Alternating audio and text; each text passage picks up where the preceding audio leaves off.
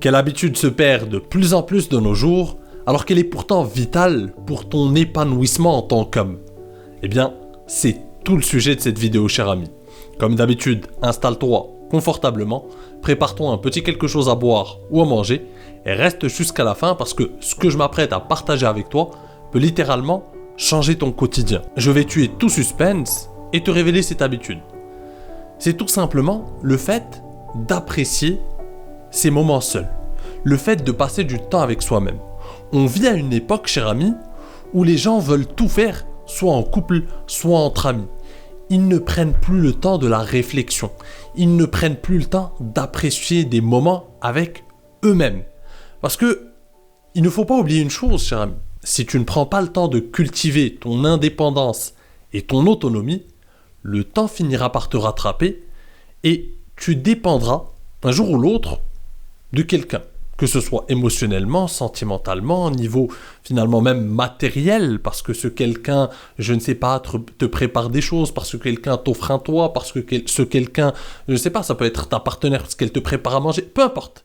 Tu deviendras dépendant de quelqu'un, que ce soit affectivement, émotionnellement ou à d'autres niveaux.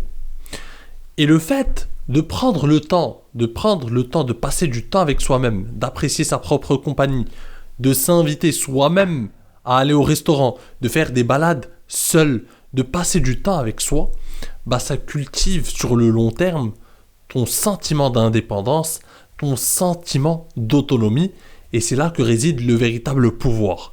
Le fait de pouvoir faire face avec soi-même, le fait de pouvoir être en paix avec soi-même. Et beaucoup de gens, beaucoup d'hommes, perdent ce sentiment de nos jours. Beaucoup d'hommes ont un sentiment très inconfortable dès lors qu'ils se retrouvent avec eux-mêmes et leurs pensées. Ils se retrouvent dans une zone grise qu'ils n'ont pas l'habitude d'avoir. De nos jours, on est tout le temps connecté. Même quand on est seul, on est sur notre téléphone, on est devant nos notifications. On ne prend plus le temps de la réflexion, le temps de passer du moment avec soi. Et ce temps, cher ami, est un temps précieux. Le temps seul est la clé de l'autoréflexion et du développement personnel. Certains fuient tellement leur propre personne que passer du temps seul équivaut pour eux à une punition. Or, cher ami, c'est une récompense. Et pourquoi je te dis ça? Parce que le fait de pouvoir te sentir à l'aise, et c'est un sentiment vraiment, je ne te parle pas d'un sentiment ineffable, je te parle d'un sentiment concret, d'un sentiment de puissance, et non, même pas de puissance, d'un sentiment de paix, de sérénité lorsque tu es seul. Lorsque tu connais ce sentiment, lorsque tu le ressens profondément, eh bien, tu es en contrôle de ta vie. Si tu n'arrives pas à passer des moments seul, si tu n'arrives pas à apprécier ta propre compagnie, c'est que quelque chose ne va pas. Et c'est pour ça que ces temps seuls sont importants, parce qu'ils sont une sorte de repère. C'est une sorte de carte qui te dit où en es-tu dans ta vie. Lorsque tu n'as pas la force, lorsque tu n'as pas tout simplement le pouvoir d'être seul, lorsque tu ne te sens pas à l'aise avec toi-même, c'est que quelque chose ne va pas dans ta vie, c'est que tu n'as pas envie de te retrouver face à tes propres pensées. Parce que peut-être que depuis un moment, tu ne fais pas les choses que tu devrais faire, peut-être que tu fuis la personne que tu devrais être, peut-être que tu montres au monde une autre face qui n'est pas toi-même, peut-être que tu ne suis pas la route ou la voie que tu t'es promis de suivre quand tu étais plus jeune, peut-être que tu ne vis pas finalement ta vie, tu vis la vie d'un autre par peur. Et donc, le fait de te retrouver seul te met face à cette peur, face à ces pensées désagréables. Tu dois pouvoir leur faire face, pour même ajuster le tir, pour pouvoir réfléchir, pour pouvoir te juger de manière pragmatique, pour reconnaître tes forces et tes faiblesses, et essayer de t'améliorer. Il n'y a pas de développement personnel sans capacité à s'isoler, sans capacité à passer des moments seuls, pour laisser le temps de la réflexion, pour pouvoir réfléchir, voir les actions qu'on a mises en place, les stratégies qu'on a mises en place dans sa vie, et pouvoir les juger de leur efficacité. Est-ce que ces stratégies t'ont mené là où tu veux finalement arriver, tout simplement? Est-ce que ces stratégies ont été efficaces? Sinon, je rectifie le tir. Mais lorsque tu es tout le temps entouré, lorsque tu es dépendant de ta partenaire, de tes amis, de leurs avis, de leurs opinions, tu ne prends jamais le temps de la réflexion et le temps de l'ajustement. Et encore une fois, c'est une habitude vitale. Le temps seul est le miroir dans lequel nous voyons notre reflet le plus authentique. Il expose nos défauts, mais aussi nos forces, nous permettant de nous améliorer. Alors prends le temps d'honorer ta personne et de lui accorder du temps pour elle, et tu verras. C'est une offrande que tu fais à ton développement personnel. Les individus indépendants sont les piliers des relations saines. On en revient encore une fois à la problématique de la dépendance, qu'elle soit affective, émotionnelle ou je ne sais quoi encore. Le fait de pouvoir cultiver ton indépendance et ton autonomie fait de toi un homme fort et équilibré. Un homme qui est capable d'être un pilier pour sa partenaire et non un fardeau. Parce que lorsque l'on est dépendant, lorsqu'on est incapable d'être heureux seul, on devient un fardeau pour l'autre. On lui délègue la responsabilité de notre bonheur, la responsabilité de notre réussite, la responsabilité de notre épanouissement. On met ça sur ses épaules parce que ça a été trop dur pour nous, parce que c'est dur à mettre sur nos épaules. Et donc, par lâcheté, on met ça sur les épaules de l'autre. Et on lui dit, eh bien maintenant tu es responsable de mon bonheur. Maintenant c'est à toi de me rendre heureux. Or ça ne marche pas comme ça, cher ami. Tu dois d'abord cultiver ton indépendance, d'abord apprendre à être heureux seul, et ensuite tu invites une autre personne indépendante à partager ta vie. Et là on forme un couple sain. La plupart des couples de nos jours sont des couples toxiques parce que ce n'est pas de l'amour, c'est du parasitage. On n'est plus finalement amoureux de l'autre, on est dans le besoin de l'autre. C'est ça la différence. Quand tu as besoin de l'autre, tu n'es pas dans l'acte d'aimer, tu es dans l'acte tu es dans la peur tout simplement. C'est la peur qui te guide. Et ce n'est même plus un besoin de l'autre, c'est un besoin de n'importe qui. Quelqu'un qui a besoin de toi, si tu es avec une personne finalement dépendante aussi, tu n'es pas avec une personne qui t'aime toi, tu es avec une personne qui a peur d'être seule, parce qu'elle est dépendante. Et donc ça pourrait être toi, ça pourrait être un autre, peu importe. Parce que ce n'est pas toi le plus important, c'est tout simplement qu'elle ne soit pas seule.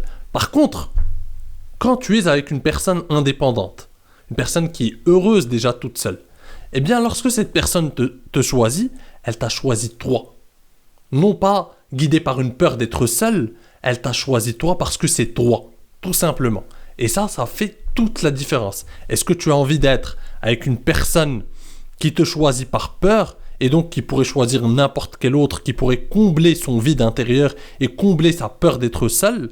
Ou est-ce que tu choisirais d'être avec une personne qui te choisit en étant en pleine possession de ses moyens, en n'étant pas esclave de la peur, tout simplement? C'est ça la différence.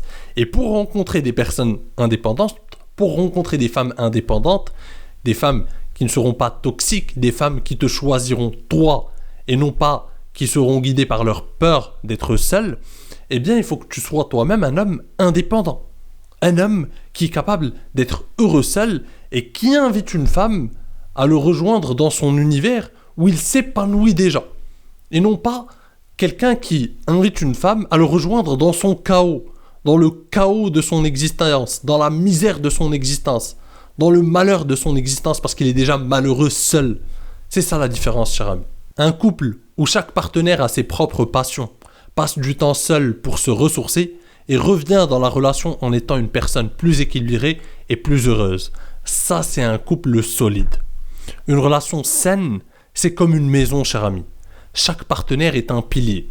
Si un pilier est faible, toute la structure risque de s'effondrer. C'est ce que disait d'ailleurs Scott Peck dans son livre « Le chemin le moins fréquenté ». Et tu le sais, j'adore citer cette phrase parce que pour moi, ça a été une révélation. Deux êtres ne s'aiment vraiment que lorsqu'ils sont capables de vivre séparément, mais qu'ils choisissent librement de vivre ensemble. C'est ça vraiment l'amour. C'est deux êtres indépendants qui se choisissent, et non pas deux êtres qui sont dépendants de leur peur d'être seuls. Le temps seul n'est pas une solitude, mais une occasion d'écouter ta propre voix. Le silence est d'or, cher ami, dans un monde bruyant, dans un monde où résonnent des tas d'idéologies, des tas de pensées, des tas d'opinions. Et comment faire le tri, cher ami? Comment faire le tri entre toutes ces opinions, ces idéologies, ces pensées qui finissent par s'immiscer dans ton esprit? Comment faire le tri autrement qu'en s'isolant, qu'en passant du temps avec soi-même, qu'en écoutant sa propre voix? Et c'est pour ça que c'est important de prendre le temps de passer du temps avec toi-même. C'est important. C'est vital, encore une fois. Tu ne peux pas développer ta vision du monde, ta propre philosophie, tes propres idéaux, avoir un plan pour ta vie si tu ne passes pas du temps avec toi-même. C'est impossible. C'est quasiment impossible. Parce que tu seras tout le temps influencé de l'extérieur. Si tu ne passes pas du temps avec toi-même, tu seras tout le temps influencé parce que tu ne prends jamais le temps de la réflexion, le temps de faire le tri entre toutes ces voix qui résonnent dans ta tête. Pourquoi les écrivains s'isolent? Pour pouvoir tout simplement écrire leur propre histoire. Si tu veux l'histoire d'un autre, eh bien, noie-toi dans la masse, tout simplement. Si tu veux écrire ta propre histoire, prends le temps de te ressourcer, prends le temps de prendre du recul et de la distance pour pouvoir écouter ta propre voix. Le temps seul est comme un théâtre vide. Il y a de la place pour que ta voix résonne et que tu puisses entendre ton propre écho. Alors certes, cher ami, la solitude est un silence effrayant. Mais n'oublie pas que le temps seul est une symphonie révélatrice. Chérir son propre temps est une preuve de respect envers soi-même. Comment veux-tu démontrer, cher ami, du respect envers toi-même si tu ne t'accordes pas du temps pour toi? Et encore une fois, je ne parle pas de temps par défaut. Je ne parle pas de temps que tu t'accordes parce que tu n'as pas le choix, parce que tu n'as rien à faire, que tu es tout seul chez toi et que tu n'as aucune activité à faire. Je parle d'un temps que tu choisis délibérément de passer avec toi par amour pour toi-même. Ça peut être par exemple un voyage que tu vas organiser seul. Ça peut être une sortie au restaurant seul. Ça peut être une balade dans un parc seul. Mais c'est du temps que tu as choisi. Et non pas un temps où tu es à l'arrêt de bus et tu n'as pas le choix, tu es seul, tu attends le prochain bus ou je ne sais quoi. Non, c'est du temps que tu as planifié, que tu as organisé en amont pour te retrouver avec toi-même, pour te ressourcer et pour apprécier ta propre compagnie. C'est de ça que je parle. Pour la plupart des gens et pour la plupart des hommes, passer du temps avec soi, c'est du temps par défaut. C'est du temps où on n'a pas eu l'occasion de se retrouver avec des amis, de la famille ou une partenaire. C'est du temps où on est obligé d'être seul. Alors que passer du temps avec toi-même, planifié, organisé, choisi librement, délibérément, eh bien, tu verras. Tu récolteras les fruits de ce temps. En fait, tu es en train de cultiver ton amour-propre. Tu es en train de cultiver ton indépendance et ton autonomie. Et ce qui en résultera sur le long terme, c'est un homme accompli, épanoui et indépendant. Alors cher ami, si tu veux aller plus loin, je t'invite à rejoindre ma newsletter. Tu rejoindras tout un tas d'hommes ambitieux qui se sont déjà inscrits et qui reçoivent 2 emails par semaine, 2 emails à forte valeur ajoutée pour t'aider à exploiter tout ton potentiel de séduction, pour t'aider à prendre en main ton développement personnel, pour t'inspirer, pour te motiver à bloc. Et chaque semaine qui passe, eh bien tu rates 2 emails que tu ne verras plus jamais ailleurs. 2 emails que tu ne reverras plus, que tu as raté tout simplement. Donc inscris-toi au plus vite pour pouvoir en profiter comme les autres. Le lien vers ma newsletter est en description, cher ami. Sur ce, je te dis à la prochaine. En attendant, prends soin de toi et surtout, reste séduisant. Ciao!